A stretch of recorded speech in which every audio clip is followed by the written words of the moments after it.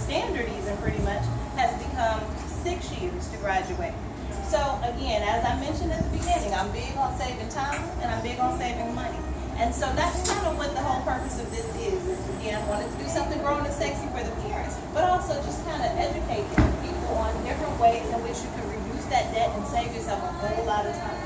So when we go to the first two reasons, lack of financial planning, that's our first blank. And if everybody's got a pen, when it comes to lack of financial planning, the two tips I'm giving here at the top are in reference to future planning. So in that first blank, we're going to put 529. So 529 plans. If you're not familiar with 529 plans, 529 plans are very much like a 401k, but for your college plan. So they allow you to basically at a tax, what's the word? Tax. They delay when you're taxed on that money, and you're able to accumulate that money, and of course it grows at an interest rate, and it has to be for tax or for college-related expenses. And so that time, by the time your child gets to be of age, college age, you can use that particular money which has been accumulated and grown tax deferred.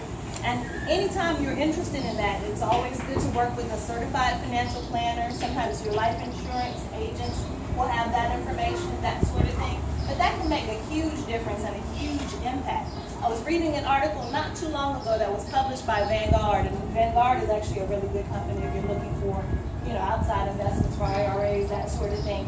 But according to their article, in the next 18 years or so, approximately for a private college, for a 4-year bachelor's degree, the cost will be right around $500,000. Oh my gosh. So, yeah. And the reason for that is typically, this is the reason that I do these. That 520? It sells a lot.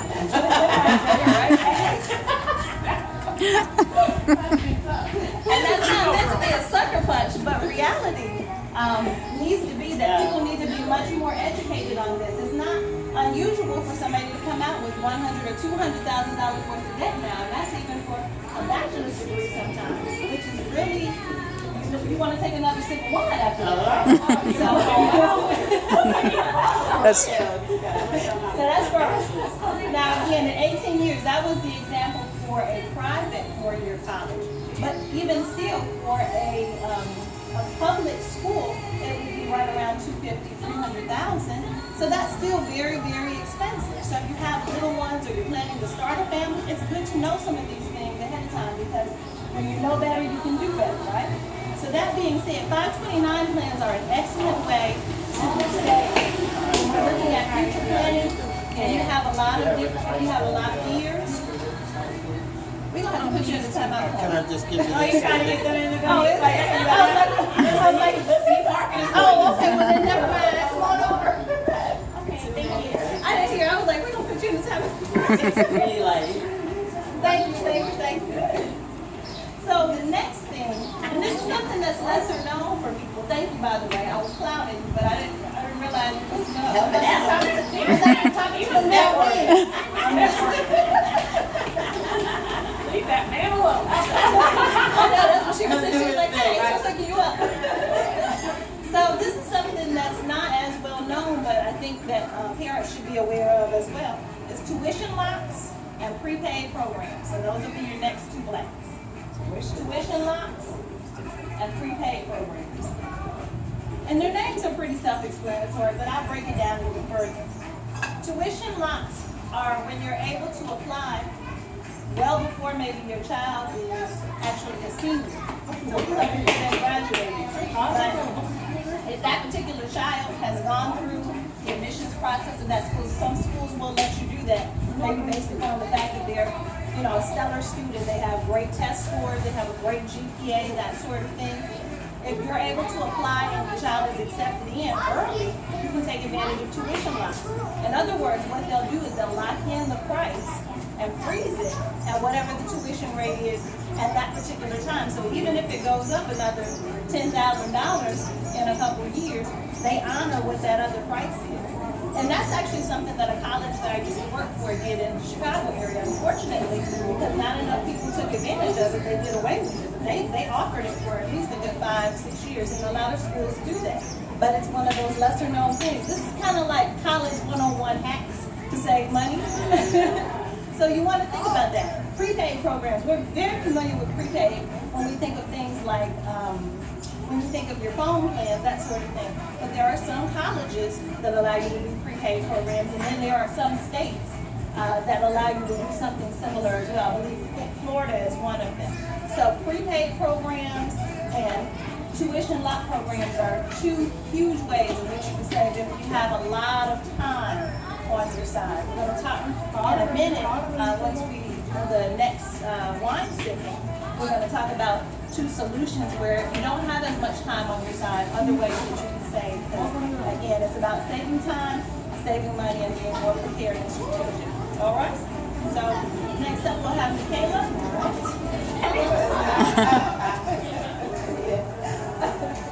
So where we have student loans, and of course we know student loans are a big topic. And actually I'm very glad that there's at least now a greater awareness about student loans and student loan debt than there was several years ago when I was really kind of contemplating the book and even starting to talk about that particular issue. Right now, currently, across the U.S., we're about $1.3 trillion in student loan debt.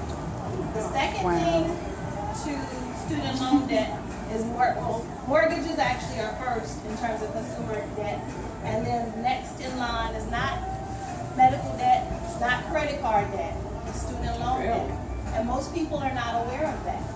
So excessive is the first blank that I wanted to go over when it comes to student loans. So excessive use.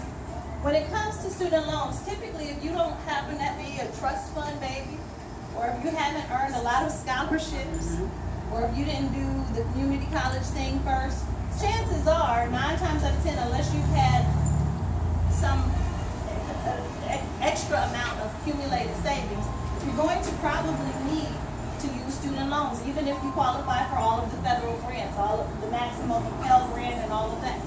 But being aware of excessive student loan debt is just as important.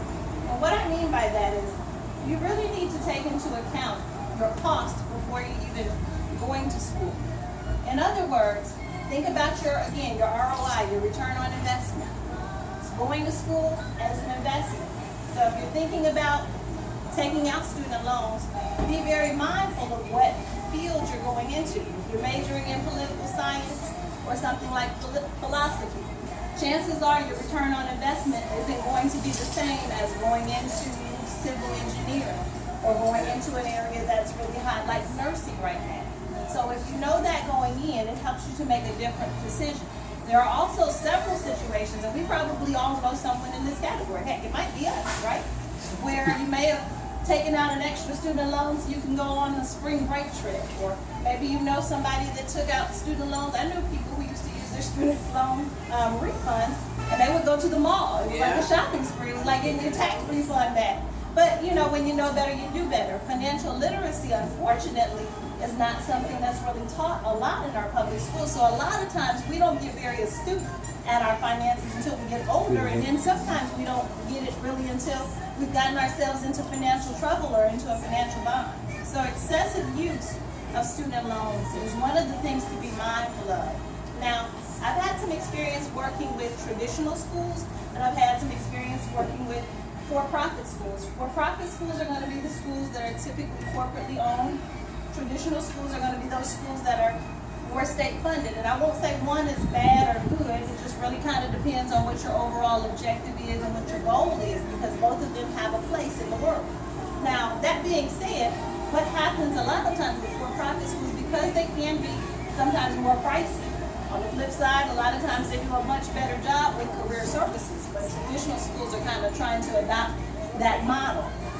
So with a lot of schools that are for-profit, because their tuition can be higher, if you don't have that college savings fund in place and you're not able to cover all of your college expenses, a lot of times you may have to max out what you qualify for in terms of a federal loan.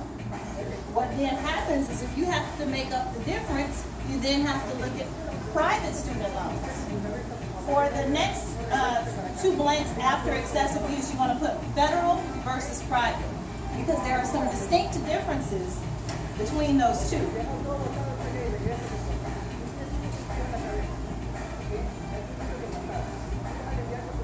So again, it's excessive use and then federal versus private loans. So the very next line after that, you want to put federal loans. Federal loans, the benefits of those, that's kind of what the realm you want to stay in, is federal loans versus private loans. Federal loans are going to be the ones that come from, of course, the government, the ones that you're able to get through your FAFSA. Private loans, private student loans are going to be the ones from maybe a bank or some other for-profit lending institution. The danger, especially the danger zone that you get into if you start looking at private student loans, is typically their interest rate is higher. Typically, unlike your federal loans, you have to qualify for a private loan, so they're going to look at things like they're going to pull your credit and that sort of thing. Also, the repayment terms are drastically different, like night and day. Think about your student loans versus, say, your home loan or your car loan. Terms with your car loan, month or two, you're not paying it. You might be, getting calls from the repo or collection, that sort of thing. Typically, the repayment terms when you're looking at federal loans, they don't begin until 6 months after you graduate.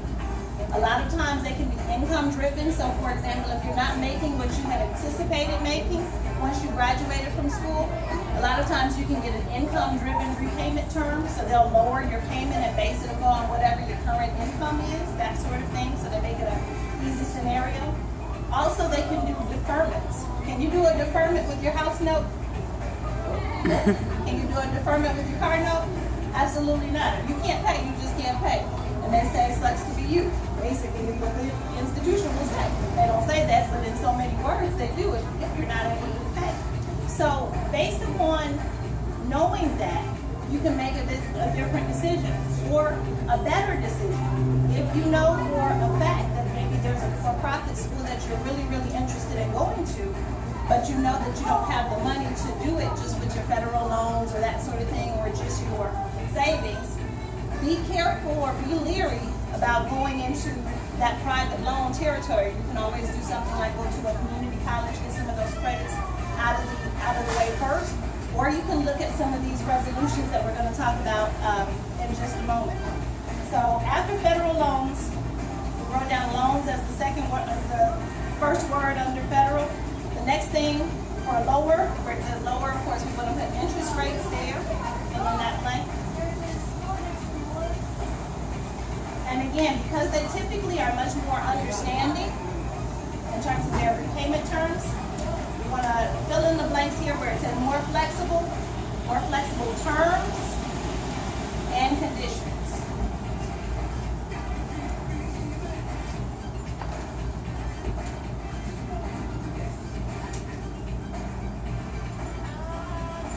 So being that they have more flexible terms and conditions, again, they don't base, with federal loans, they don't base it on the income, they don't do a credit check, that sort of thing. Pretty much if you're an American citizen, you qualify for federal financial aid in that regard. Now we talked about how much debt is out there and some ways to resolve that. Now we want to talk about some ways you can resolve things, especially if time is not on your side. So some cost-saving resources. We got the two solutions listed down here. So in the first two blanks under cost savings resources, we want to go through early college programs. So early college programs. And I'm using that as an umbrella right now. Early college programs, early college is a term in and of itself. And early college programs are typically high school programs set on the college's college campuses. Most often you'll find them at community colleges, but they're not relegated just to community colleges, but that's most often where you'll find them. Typically with early college, the way it works is you have your student to start in 9th grade, so they start taking their high school classes right there on a community college campus. They do not pass go. They do not go to Olympic High School. They do not go to South Beck. They go to, for example, what's out here, South Piedmont Community College, or for CPCC, there's the Levine campus out this way. So they have an early college program at one of those, would have an early college program at that campus. They start in 9th grade, satisfying their high school requirements, and then they have the luxury of being able to take a 13th year. Once you take your 13th year, by the time you've gotten to your 13th year, you've satisfied all of your high school requirements, and chances are you've already began taking some of those college level courses in your 12th grade year. So by the time your 13th year comes around, you're able to finish up your associate's degree practically free. Not practically, actually it is free, other than of course your typical things, your books and that sort of thing. Mr. McCullough is actually an instructor at Rowan Cabarrus Community College, and they have a early college program there. Now another early college program is called Middle College. Middle College is actually what they offer at Central Piedmont Community College. Middle College, you actually don't start that until your junior year of high school. So you start that junior year, your 11th grade year, and same principle. You get the luxury of being able to do a 13th year. The advantage of doing that is you've basically done all of your coursework for your associate's degree. And a double bubble, I'll just kind of touch on this real quick because this is something as well that I mentioned in my book. Everything that I'm talking about are different pieces of information that are in my book as well. So with the double bubble is when you take classes like, for example, one of the things that I worked on last year under a Pell Grant project was a articulation pathway grid. And what that basically enabled students and parents to see was how many of their classes that they could take at Central Piedmont Community College that also satisfy their high school requirements. So for example, courses like English 111 satisfy their, I think their junior English requirement, if I'm not mistaken. That's English 111 and maybe English 112. So again, you're saving time and money. You're taking those two classes, but it counts for both your high school credit and your college credit. And typically those classes will transfer to another UNC four-year institution. So things like that can again save you a tremendous amount of time and a tremendous amount of money, but most people don't take advantage. A lot of times because they don't know, or they think maybe a student has to be this 4.0 student. Typically, and GPAs are going to vary in terms of their requirements, but I've seen it be as low as 2.5 GPA. So that's basically like a C+ or B- student. Not a 4.0 student, still a very sharp, intelligent student, but to be able to save literally close to between $40,000 and $60,000 a year before you even apply for a scholarship, is that not worth its weight in gold? So that's definitely something to be aware of.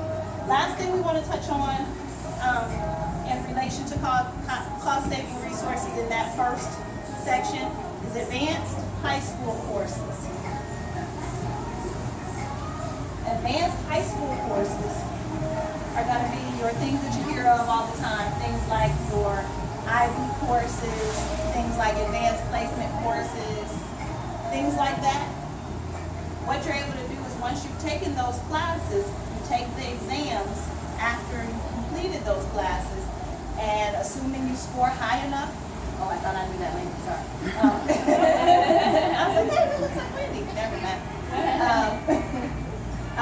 Once you finish those classes, you take a test rather, and if you complete that test and receive a high enough score, assuming the four-year school that you're looking at going to accepts AP credit, you've satisfied that requirement, and you've saved some money. Think about it. I think the test for maybe AP courses is right around $89. So $89 as opposed to maybe spending, let's say, $1,500 for one class at a four-year school. Is that not worth it? So 89 versus maybe 1,500 makes a world of difference. And again, a lot of this is stuff that I discussed in the book as well. Scholarships is going to be the last thing that we touch on. And millions of dollars, right here, billions of dollars go unclaimed every year when it comes to scholarships. When it comes to scholarships, there's two categories. There's merit-based scholarships, so merit scholarships, and need-based scholarships. So with merit-based, that's going to be maybe based on that student's academic prowess, that student's transcripts, that student's maybe ability to do something, whether it's bowling or running track really well, something based on the merit of what they do, something based on an activity or action that they excel in, that sort of thing. And sometimes it's just a matter of numbers. If nobody else applies for the scholarship, guess who gets it? So scholarships are definitely a plethora or a wealth resource as well when it comes to funding your college application. Doing things like pageants, all of those things are going to be based on, an example of merit-based scholarships. Need-based scholarships are going to be the scholarships that come into play based on your parents' income, that sort of thing. So need-based is going to, again, basically based on income level, and maybe certain students can be beyond or below a certain income level, and maybe at a certain GPA or something as well, will qualify for certain scholarships. You see need-based scholarships a lot more based off of the school offering that. I don't see as many organizations necessarily doing scholarships based on just financial need, but they do exist. So need-based scholarships. So to conclude, in terms of talking about those different resolutions, those are different ways in which you can save time and money when it comes to your college education. And as it mentions here in the quote below where I put that information, investment in knowledge pays the best interest. And that's really true when we come to the topic of college and career preparation. So something to be mindful of. I'm going to allow Michaela and Marie to speak a little bit more about a financial opportunity and another great resource when it comes to generating money to cover the cost of school. Thank you. Can I just mention before they start? Okay. As you all know, I have a mentoring program, and I have 2 students that went through my program, and they are now in Norfolk State University on 4-year scholarship. So how much is a 4-year scholarship? You're talking about over 100,000, way more. So scholarship is, if you can get it, to do the work, encourage the students to do it, it pays. It pays. Very good. I find this very, very interesting, and I really appreciate you sharing this information because I have 2 teenagers. So this is, God bless you. I'm real in my life right now. And, it's interesting how I think, I have no idea where your faith is at, but I think God connects you to certain people. And I was sitting there tonight going, wow, just in this little bit of time, I've learned a lot of stuff that I didn't know. And I'm so glad that I was here tonight to be able to share this with you all. So thank you. What you're doing is amazing, and what you're doing, sir, is completely amazing because that mentorship program is vital. And like you said, if you can get the kids to do the work, it's huge. So just to kind of wrap up a little bit about our wine club. This is a club. Wine clubs are not new. Gosh, I think Business are hectic and busy.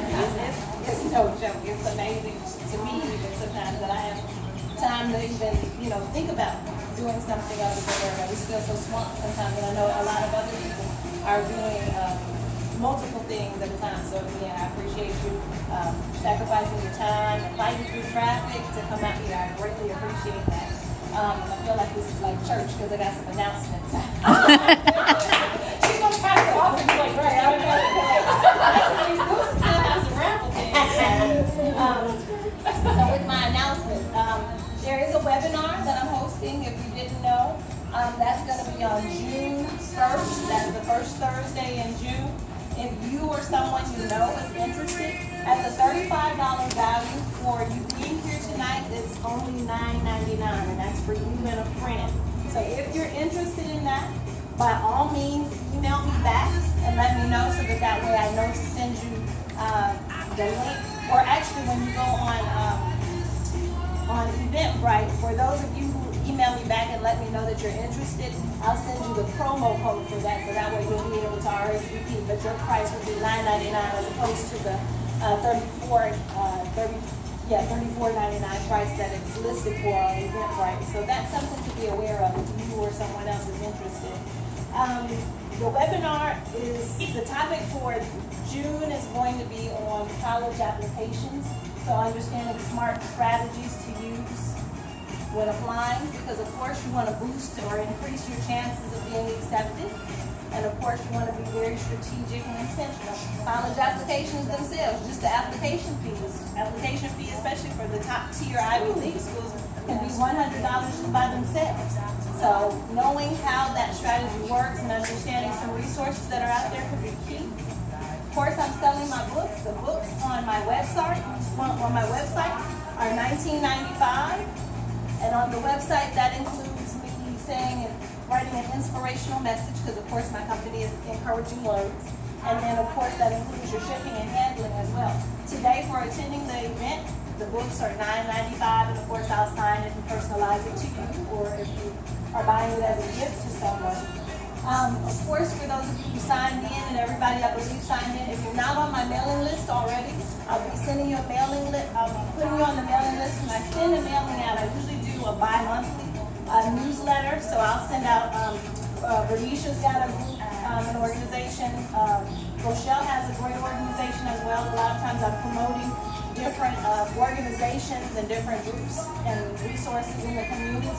Scholarship information, that sort of thing. If you want to get a jump on that, or you want to find a summer camp for your kids, it's a great resource to be able to utilize. And the newsletters come out on basically the 1st and the 15th, like a check. So,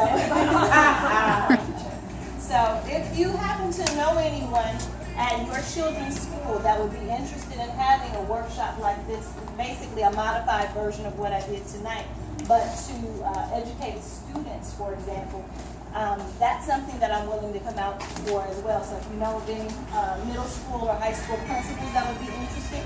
Also PTA presidents, like I know LaConda was just mentioning, she was sharing the flyer with some individuals because she's actively involved in PTA at her daughter's school. So things like that, PTA presidents, anyone like that. I'll come out and speak for parents or for students, for nonprofit groups, schools. As a matter of fact, Michaela, you and I were talking about that earlier. I'm gonna email my principal. So those are some things to be aware of. I do have my business cards up here as well. If you have referrals for someone who maybe wants more one-on-one coaching, that is something that I occasionally do. I'll take on clients. I usually only take on about 4 a year just because that is so intensive and it takes up a lot of time to help them with scholarships or college applications. For the summer, I won't be taking any clients on, but I'll be taking another 2 for this fall. So if you know somebody that needs more of that one-on-one assistance, I definitely would be happy to help them. 2 other things, since we're in that